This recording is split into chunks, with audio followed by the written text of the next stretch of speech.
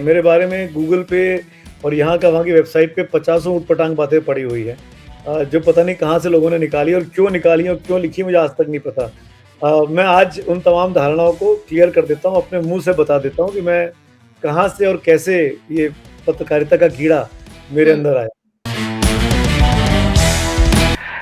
Hello, welcome दर्शकों, आपका स्वागत है अनटोल्ड स्टोरीज विद ओपी और नमिता में। और मैं हूं इंडिया से ओपी और मेरे साथ है अमेरिका से नमिता। नमिता, इससे अमेरिका इंडिया बोलने से ना हमारे शो इंटरनेशनल लगता है ना, और हमारे गेस्ट तो इंटरनेशनल होते ही इसलिए। और आज के हमारे गेस्ट तो वैसे ही बहुत स्पेशल है, बहुत फेमस है, बहुत हैंडसम है। एक मिनट, मुझसे ज्यादा हैंडसम है क्या? दर्शकों को दिखा देते हैं कौन है। खबरों को आप तक हर हाल में पहुंचाना हमारा पेशा भी है और हमारी जिम्मेदारी भी। अनटोल्ड स्टोरीज के इस शो के हमारे गेस्ट हैं Sumit Awasthi, a man who needs no introduction. He is India's leading news anchor and journalist. Zee news से अपनी एंकरिंग का सफर शुरू करने वाले सुमित अवस्थी ने आज तक नेटवर्क 18 और एबीपी जैसे बड़े चैनल्स में न सिर्फ काम किया बल्कि उन्हें हेड भी किया। Among the various accolades he has received, the Dada Saheb Phalke Excellence Award is just one of many. अपनी बेबाक, साफ गोई और ईमानदार एंकरिंग के लिए वो जाने जाते हैं। इस वक्त अरविंद केजरीवाल जी हमारे साथ जुड़े हुए हैं। सुमित जी, पिछले 7 साल में दिल्ली में हम एक बात बताइए तेजस्वी जी, आप बिहार में नहीं है क्या? और मैं खास तौर पर बात कर रहा हूँ कपिल मिश्रा की, जो पिछले 5 साल पहले आम आदमी पार्टी के टिकट पर चुनाव लड़े थे और बीजेपी को कोसते थे। आज वो बीजेपी के टिकट पर चुनाव लड़ रहे हैं और आम आदमी पार्टी को कोस रहे हैं। वो जितने तेज तर्रार जर्नलिस्ट हैं उतने ही नम्र स्वभाव के इंसान भी हैं। उनकी पर्सनल लाइफ की बात करें तो उनकी वाइफ आलोकानंदा सेन अवस्थी भी एक जर्नलिस्ट हैं और उनके 2 बेटे हैं। खैर, ये तो हुई वो सारी बातें जो हमें उनके बारे में ऑलरेडी पता है। अब चलिए उन्हीं से जानते हैं उनकी लाइफ की कुछ untold stories. Let's welcome Sumit Awasthi. पहला बंदा लाइए मुझसे ज्यादा स्मार्ट। लुक में भी, दिमाग में भी, काम में भी और हर चीज में स्मार्टनेस है ना? तो स्वागत करते हैं। तो चलिए उनका स्वागत करते हैं। और वो कौन है? Sumit Awasthi. Thank you Amita, thank you OP. Sir, untold story में आपका तहे दिल से बहुत स्वागत है। और मैं जानता हूं कि आपने बहुत कीमती वक्त निकाल कर हमें दिया और हमारी कीमत बढ़ा दी है, हमारे शो की कीमत बढ़ा दी है। Love you, thank you so much sir show में आने के लिए। Thank you sir. Namita, so much इस अपॉर्चुनिटी के लिए। मेरे ख्याल से हम तीनों ने साथ में काम किया, एक दूसरे को जानते हैं बहुत अच्छे से, तो दिल से बातें होंगी, अच्छी बातें होंगी। Let's see how it goes. बहुत मजा आएगा। और हमारा आपका तो बहुत अच्छा रिलेशन है सर। मैंने आपसे 500 रुपए उधार लिए थे, अभी तो वापस नहीं लौटाए। इसलिए हम दोनों आपस में अच्छी तरह जानते हैं। 500 की कीमत घट के 350 रह गई है। सर, आपका जर्नलिज्म का अनुभव, आप उन चंद पत्रकारों में से हैं जिन्होंने as a producer, senior producer, as a employ काम शुरू किया और उसी संस्थाओं में आप बॉस बन के भी गए। तो ये चैलेंज था कि जो आपके बॉस थे आप उनके बॉस भी बन के गए हैं, और आपने चैनल रन भी किया है, एंकरिंग भी की है, न्यूज भी किया है। ये आप चंद एंकरों में से हैं, चंद पत्रकारों में से हैं। इस एक्सपीरियंस के बारे में क्या कहेंगे? आसान था या बड़ा मुश्किल हुआ कि बॉस का बॉस बन के जाना? नहीं ओपी, बड़ा ट्रिकी सवाल है ये, क्योंकि हर व्यक्ति देखेगा इस इंटरव्यू को, तो मैं ये मान लेता हूँ कि बहुत चैलेंजिंग था, आसान नहीं था। एक चीज मैंने सीखी अपने करीब 25 साल के इस जर्नलिस्टिक करियर में, कि सबसे मुश्किल होता है ना ह्यूमन रिसोर्स का मैनेजमेंट, आदमी को मैनेज करना।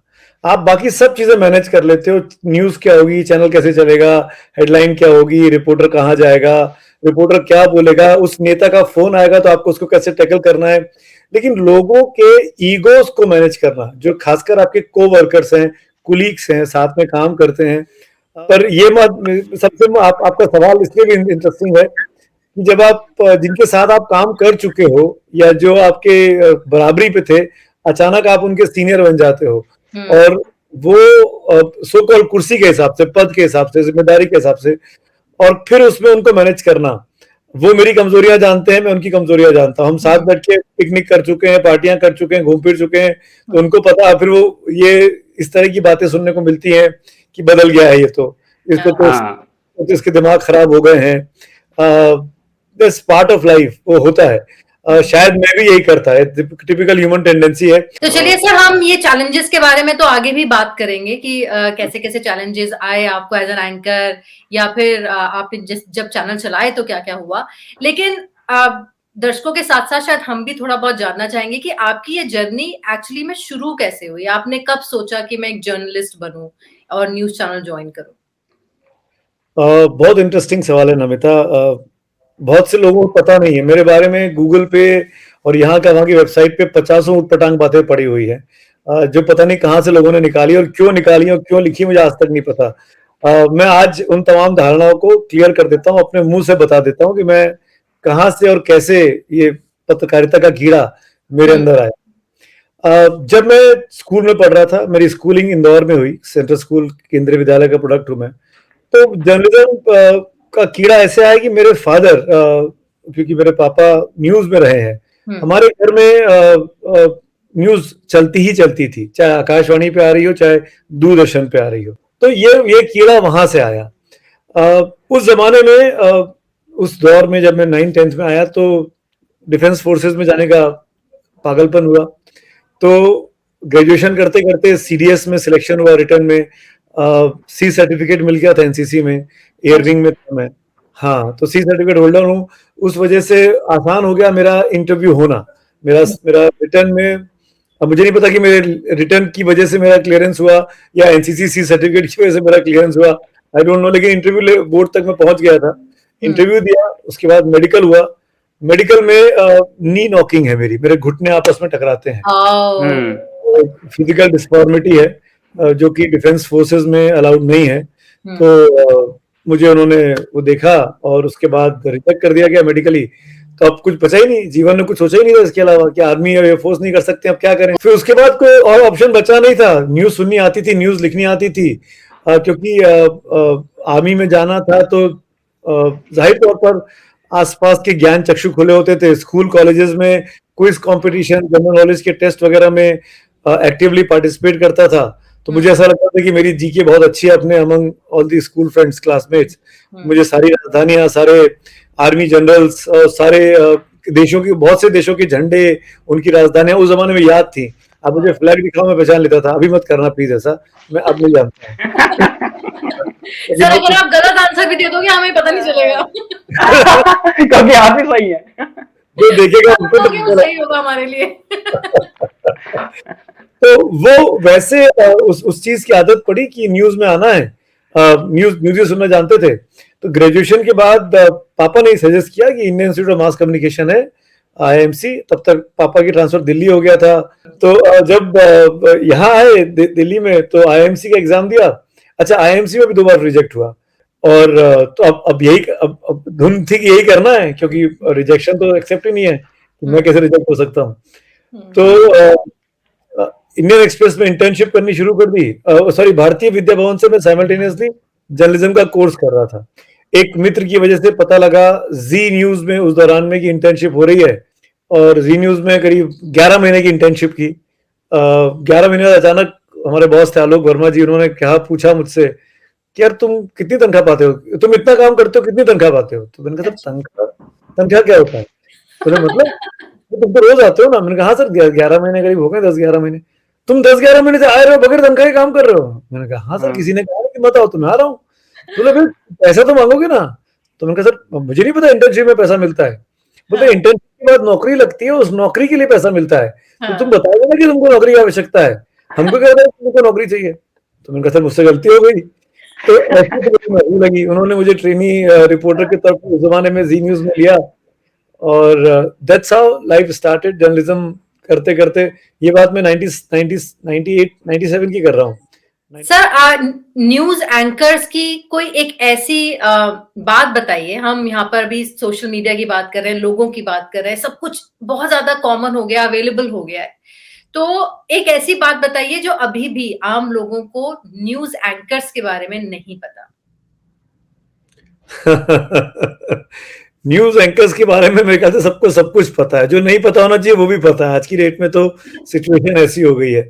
लेकिन मैं एक चीज, मतलब आपने मौका दिया है तो मैं जरूर कहना चाहूंगा नमिता, कि ये तमाम लोग जो हमको देखते हैं टीवी चैनल पे और अब मैं सबकी तरफ से बोल रहा हूँ, ये मेरे ख्याल से ज्यादातर न्यूज एंकर्स इस बात से सहमत होंगे कि हम अपना काम कर रहे हैं। ये हमारे जैसे आपका एक काम होगा, आप डॉक्टर होंगे, आप इंजीनियर होंगे, आपकी शॉप होगी, आप एंटरप्रेन्योर होंगे, आपकी इंडस्ट्री होगी, आप रोज सुबह ऑफिस जाते होंगे, जो भी आपका दिन भर का काम है वो आप करते होंगे। वैसे ही ये हमारा काम है। हमारी अपनी कोई पर्सनल लाइकिंग डिसलाइकिंग्स नहीं होती हैं। अगर हम अपनी पर्सनल लाइकिंग डिसलाइकिंग्स दिखाते हैं, कोई भी एंकर दिखा रहा है, तो वो गलत करता है, उसको नहीं करना चाहिए। अगर उससे कोई लोडेड सवाल पूछा जाता है किसी इंटरव्यू में, किसी शो में, किसी गेस्ट के द्वारा, तो वो उसका जवाब दे रहा होता है अपने विजडम के हिसाब से, अपनी बुद्धि, अपने विवेक के हिसाब से। आप उसको जज कर सकते हैं उसके लिहाज से कि ये सही बोल रहे हैं, गलत बोल रहे हैं, आप सहमत हो सकते हैं, असहमत हो सकते हैं, हमारे काम का हिस्सा है वो। लेकिन इसका मतलब ये नहीं है कि आप हमको नफरत करने लगे, हमको कैटेगराइज करने लगे। हर दिन एक जैसा नहीं होता है भाई। तो सर एक चीज और आई थिंक हमारे सारे दर्शक ये जानना चाहते हैं कि एक न्यूज एंकर के ऊपर प्रेशर कितना होता है। इतना ज्यादा शोर होता है चारों तरफ, सामने कैमरा के सामने, कान में इतना ज्यादा शोर होता है, लेकिन सामने जब न्यूज एंकर बोलता है तो बहुत शांत होकर, बहुत कंपोज्ड होकर बोलता है। ये चीज ज्यादा लोगों को पता नहीं होती कि क्या तमाशा चल रहा है। तो वो जो एक एक्सपीरियंस होता है न्यूज एंकर का, it's not an easy job. तो वो मैं चाहती हूँ कि आप बताएं लोगों को कि कितना मुश्किल काम कर रहे हैं आप। नो डाउट, जिन्होंने जो सिर्फ एंकर का चेहरा देखते हैं, उन तमाम लोगों को पता होना चाहिए कि उस खबर को लाने के लिए बहुत से लोग इन्वॉल्व होते हैं। और जब वो खबर आपके सामने प्रेजेंट की जा रही होती है, दिखाई जा रही होती है बाय एन एंकर, तो पीसीआर एक पीछे होता है। पीसीआर में एक स्टूडियो डायरेक्टर होता है जो हमारे साथ ईयरपीस के थ्रू कनेक्टेड होता है। हम सबके कान में ईयरपीस लगा होता है। तो पीसीआर डायरेक्टर के पीछे उसके पास एक माइक है। इट्स लाइक दिस, मैं दिखाता हूँ, इट्स लाइक दिस, ऐसा माइक्रोफोन है उसके पास, इसमें वो कनेक्टेड है और वो आपसे बात कर रहा है। तो ये जो माइक से जो जहां वो बोल रहा है, ये जो सॉरी माइक्रोफोन आप देख रहे हो, इस पे उसके आसपास के जो 5 6 7 लोग खड़े हुए हैं, उन सबकी आवाजें आ रही हैं और वो सबकी आवाजें आपके कान में धीरे धीरे पहुंच रही हैं। कोई कुछ कह रहा है, कोई कुछ कह रहा है, और आपस में कॉन्ट्रडिक्शंस हैं।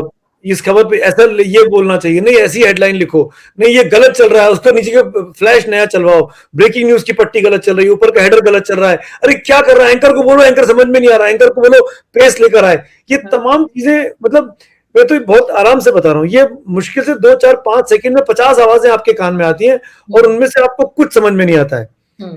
और आपको और आप कुछ गलती नहीं कर सकते। अगर आप गलती करोगे तो आपका मखौल उड़ेगा, क्योंकि आप स्क्रीन पे आप दिख रहे हो, वो 5 6 आदमी स्क्रीन पे नहीं है। हाँ। आपने हाउ कर दिया, हाउ गलती हो गई, हाउ सॉरी, ये सब आप नहीं कर सकते हो। हाँ। आपको काम, कंपोज्ड और ठहरा हुआ दिखना पड़ता है।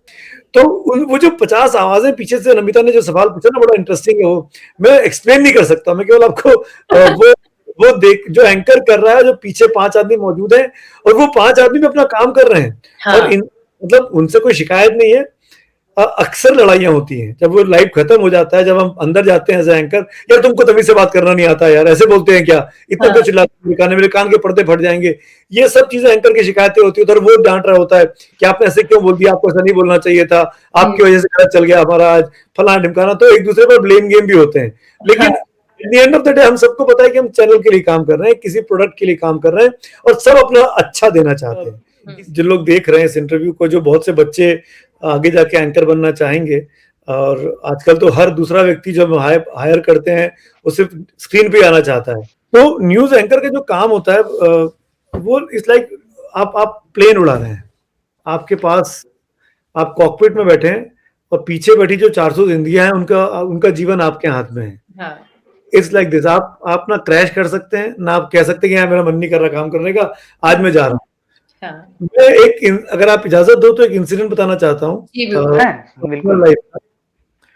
मैं एंकर कर रहा था आज तक में, मैं उन दिनों आज तक में था, लाइव बुलेटिन चल रहा था, प्राइम टाइम शाम की बात है, मेरे ख्याल से 7 8 बजे की बात होगी। मेरे फैमिली में मेरे बड़ी क्लोज रिलेटिव के साथ एक बहुत ही दर्दनाक हादसा हुआ, और वो खबर मेरे पास आई, मेरे फोन पे आई कि और तुमको फोन कर रहे हैं, तुम फोन नहीं उठा रहे हो, ऐसा ऐसा हो गया है। अब मैं न्यूज पढ़ नहीं पा रहा हूँ, वो इतनी मैं अभी बता रहा हूँ, मेरे रोंगटे खड़े हो रहे हैं। इतनी दर्दनाक घटना और मेरा बुलेटिन चल रहा है। अब मैं ना रो सकता हूँ, ना हंस सकता हूँ, ना उठ सकता हूँ, ना जा सकता हूँ। और उनको मेरी जरूरत, उनको पता है कि तुम टीवी पे काम करते हो, तुम न्यूज एंकर हो, तुम रिपोर्टर हो, तो तुम क्राइम हुआ था कुछ, तुम उसमें हमारी मदद कर सकते हो। मेरे भैया, कजिन ब्रदर मुझे इसीलिए फोन कर रहे थे कि तुम हेल्प करो उसमें आके। बुलेटिन 45 मिनट के बाद मतलब मेरे ख्याल से 1 घंटे का बुलेटिन था, 20-25 मिनट ही हुए थे। 40-45 मिनट का बुलेटिन खत्म हुआ। ब्रेक में मैंने अपने प्रोड्यूसर से रिक्वेस्ट की कि भाई अगला एंकर किसी को बुला लो, मैं अगला घंटा नहीं करना चाहता, मुझे जाना है, इमरजेंसी है बहुत। तो फिर अगला एंकर आया, तैयार होते होते 10-15 मिनट का टेक ओवर लगा और मैं उसके बाद भागा। पर वो अगर आप बुलेटिन में देखता हूँ, वो अब तो क्लिप मेरे पास है भी नहीं, मेरा फोन क्रैश किया तो उसमें चली गई। तो मुझे लगता है कि यार मैंने कैसे कर लिया था कि मेरे को कुछ दिख ही नहीं रहा है और इतनी बड़ी घटना घट गई मेरे साथ।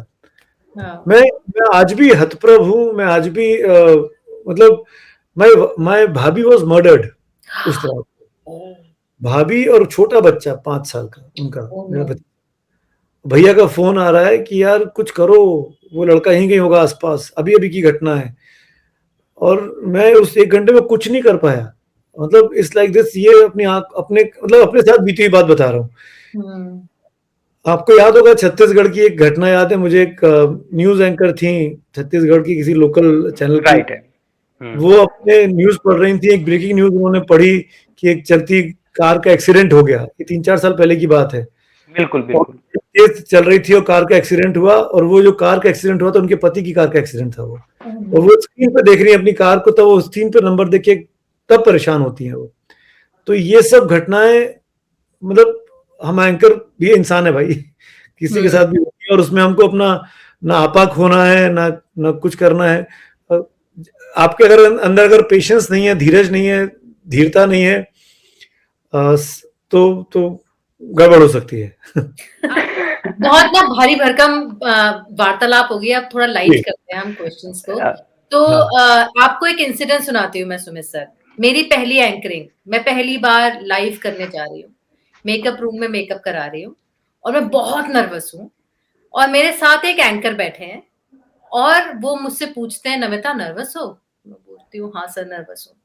तो वो मुझे कुछ टिप्स देते हैं, और वो टिप्स देकर जब मैं एंकरिंग करने जाती हूँ तो मेरी एंकरिंग बहुत इजी हो जाती है। और उसके बाद मैंने वो टिप्स बहुत यूज किए और काफी अच्छी एंकरिंग रही। वो कौन थे? वो आप थे। सच में वो आप थे सर।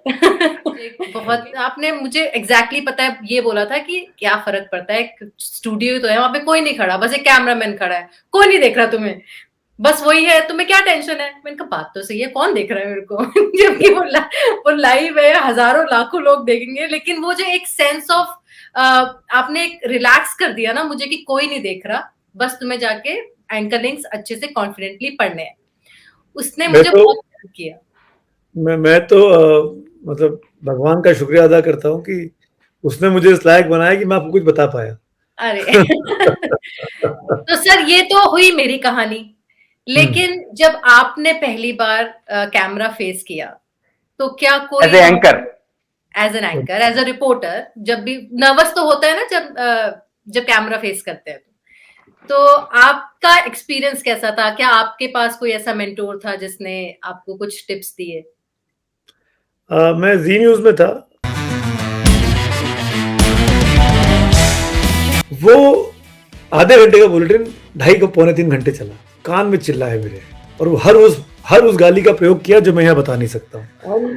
लिटरली शो के बाद मैं रोता हुआ बाहर निकला हूँ। मतलब मैं कहा कि जब तक मुझे जो काम कहा जाता है वो काम मैं जब कर देता हूँ तो सब ठीक चलता है, लेकिन जहां मैं उस काम में अपनी बुद्धि लगाता हूँ कि इस काम को तो ऐसे भी कर सकते हैं, ये भी कर सकते हैं, तो बवाल हो जाता है। सब्जी ये रखी है, फ्रिज ये तुम्हारे सामने, कढ़ाई अपने आप काटो, बनाओ, हिसाब किताब रखो कि कितना नमक पड़ेगा, कितनी हल्दी पड़ेगी, तुम्हारे सर दर्द है, किसी से पूछोगे नहीं। मैंने सुमित अवस्थी के साथ बहुत एंकरिंग भी की है, और सुमित के साथ मेरी कंफर्ट लेवल बहुत रही। Sumit has been very good, very kind as a co anchor. क्या कहना है आपका? ऋचा अनिरुद्ध ने तो आपकी तारीफों के पुल बांध दिए।